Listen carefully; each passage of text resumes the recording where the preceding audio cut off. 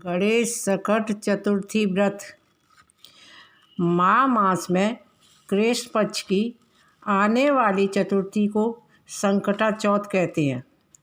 इस तिथि को गणेश संकट चतुर्थी, वक्रतुंड चतुर्थी और तिलकुटा चतुर्थी भी कहते हैं।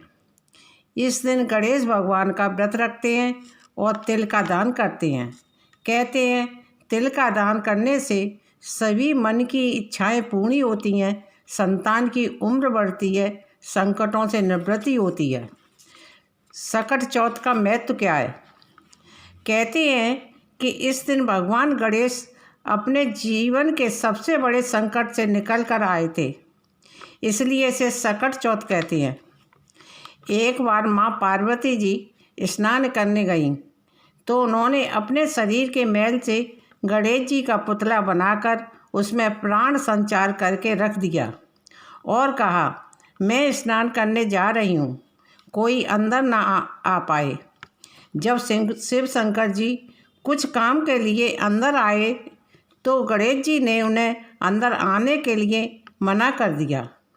यह सुनकर भगवान गणेश नाराज हो गए और कहा कि मैं तुम्हें अंदर नहीं जाने दूंगा। शिव जी ने क्रोध में आकर अपने त्रिशूल से गणेश जी का सिर धड़ से अलग कर दिया। जब पार्वती जी आईं तो पुत्र का हाल देखकर विलाप करने लगीं और अपने पुत्र को जीवित करने के लिए शिव शंकर जी से आरजू मिन्नत करने लगीं। पार्वती की ऐसी दशा देखकर शंकर जी ने हाथी का सिर लगाकर गणेश जी को जीवन दान दिया और गणेश गजानन कहलाए। चारों तरफ जय जयकार होने लगी। 33 करोड़ देवताओं ने आशीर्वाद दिया। तभी से यह तिथि गणपत पूजन की तिथि बन गई। सभी लोग गजानन भगवान की पूजा करने लगे और गजानन भगवान की कृपा से सब पर बरसने लगी। इनकी पूजा विधि क्या है? प्रातःकाल स्नान करके स्वच्छ वस्त्र धारण करें। गणेश भगवान को चौकी पर स्थापित करें। निर्जला व्रत रहकर गणेश भगवान की धूप दीप पुष्पों से पूजा करें और कथा सुनें, प्रसाद वितरण करें, फिर आरती करें। रात को चंद्रमा को अर्घ दें। कथा: 2 देवरानी व जेठानी थी। देवरानी के बहुत सा धन था, जेठानी बहुत गरीब थी। जेठानी भगवान गणेश जी की आराधना करती थी। वह अपनी देवरानी के घर रोज आटा पीसने जाती थी।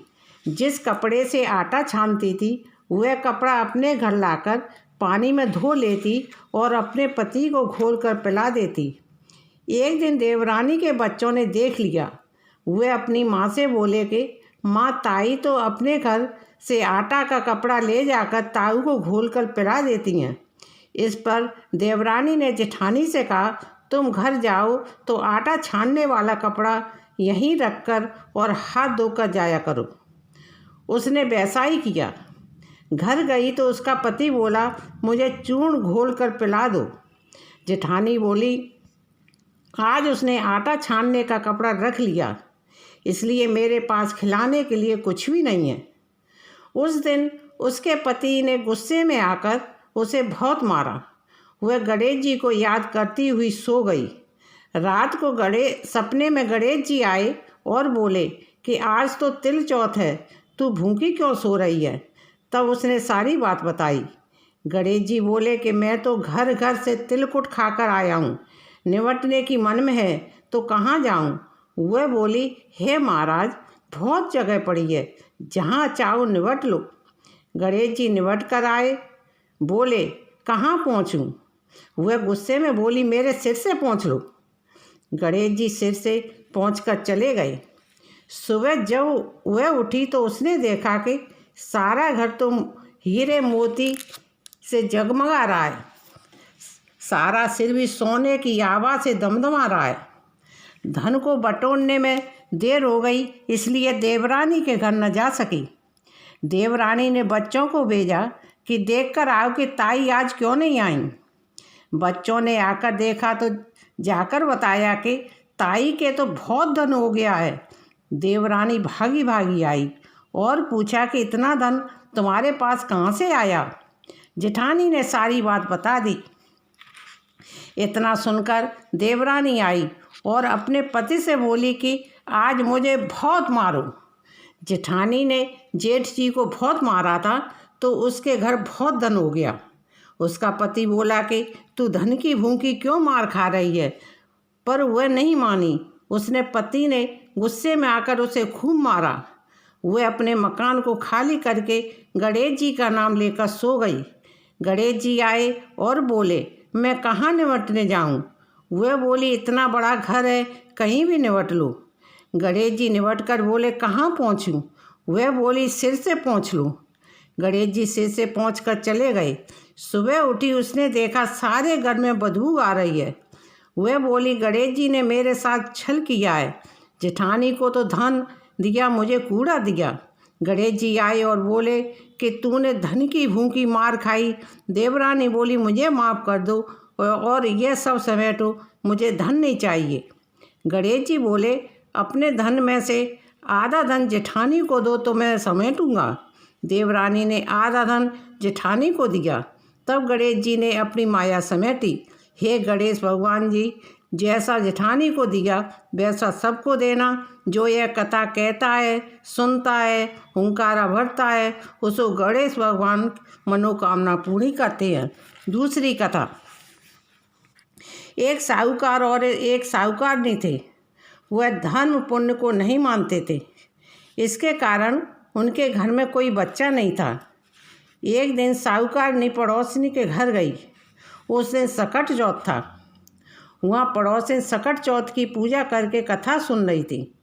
साहूकारनी ने पड़ोसिन से पूछा, तुम क्या कर रही हो?